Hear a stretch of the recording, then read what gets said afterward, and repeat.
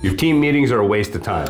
They're boring, they drag on forever, and nothing ever gets accomplished. What if your weekly meeting could be the most productive 30 minutes of your week? In this video, I'm gonna give you the exact agenda that we use to keep our meetings short, focused, and productive. This will change your business. Hey, before we get too deep in the video, my name is Ryan. I've owned my own fence and deck company for the past 20 years and grown it to over 7 figures through systems and processes. Now I'm here helping other contractors do the same. Back to the video. Most team meetings are a disaster. There's no clear agenda, there's no clear topic. One or two people always derail the conversation with their pet project or whatever they got going on. At the end of it, it's a complete waste of time. Your team doesn't like them, you dread them, you feel drained, you feel zapped of energy, and nothing ever gets done. On top of that, you've wasted your most precious resource, collective time and energy of the team. We use a simple template. It's called the Monday morning money making meeting. I know lots of M's, let's go. And we just basically want to communicate with the whole team where everybody is and where they're going for the next 5 days. At the top of the sheet, I like to go through how many jobs the sales team has estimated so far and how many jobs we've sold so far year to date. What that does is that gives the installers an idea that, hey, we're out there, we're hustling, we're bringing in more work. You guys keep up the good job in the field, we're gonna keep up the good job in the office to make sure you have a place to work every week. Next line is the value of contracts that we've sold. I just want a big lump sum generic number, like whether it's 400 grand, 600 grand. Again, this is all designed to give assurances to your installation crew that they have somewhere to be and something to do. We want to put a little bit of an on the radar there, and all that section is really, hey, these are maybe the bigger, more prestigious projects that we have going on or that we will be bidding on.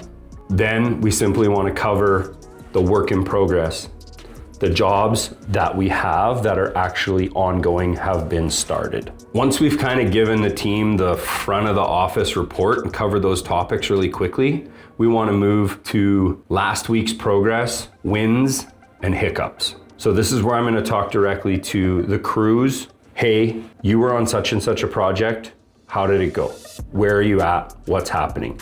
Maybe one of the crews is going to tell me we finished the first job on Wednesday morning. We moved to job 2, we mobilized, and we finished by Friday. Both jobs are 100% complete. You can schedule the walkthrough. Whatever the case may be, you want to get the team's feedback as to what they accomplished, how they're feeling, and if they had any issues or hiccups. This gives you an idea of where you're going to have to allocate manpower and how things have been going for the last week. Once we kind of hear everybody out and we figure out what progress was made the prior week, we want to look forward to the next week. This is a place where the project manager is going to have an opportunity to say, this is where we're going, this is what we're doing. It allows everybody to understand where they fit in the machine. So to give you an example, that would be like, okay, employee 1 and employee 2, you're gonna take the pickup truck and such a trailer and you're gonna start on this site. Employee 3 and employee 4, you're gonna take the cargo van and you're gonna do a demo on this site and then clean it up so the subcontractor can get in there, and then I need you to move to the next job, or so on and so forth, right? It gives you an idea to put all your pieces on the game board for the week. It's also a great idea to get feedback from your more senior staff, the guys running your projects.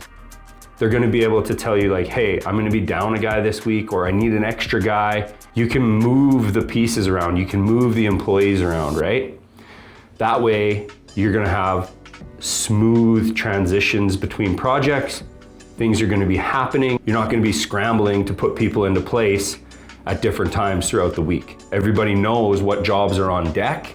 Everybody knows what needs to be prepped before then. And you're kind of just opening it all up so that your team can work together to get those jobs done. Next little section in the meeting is just a logistics review. And this is good for, hey, do we need to rent any equipment? Do we need a machine on such and such a site? Or like whatever it is.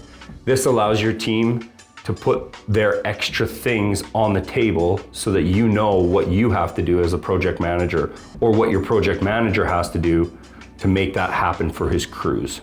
we want to cover a little section about manpower review. This is a good place for people to discuss if somebody's going on holidays. Maybe it's a request where your foreman and the main installer need a couple extra temporary laborers to do some site cleanup. Anything manpower related, we take care of in this little segment of the meeting. Also, a good little section to have would be the safety aspect.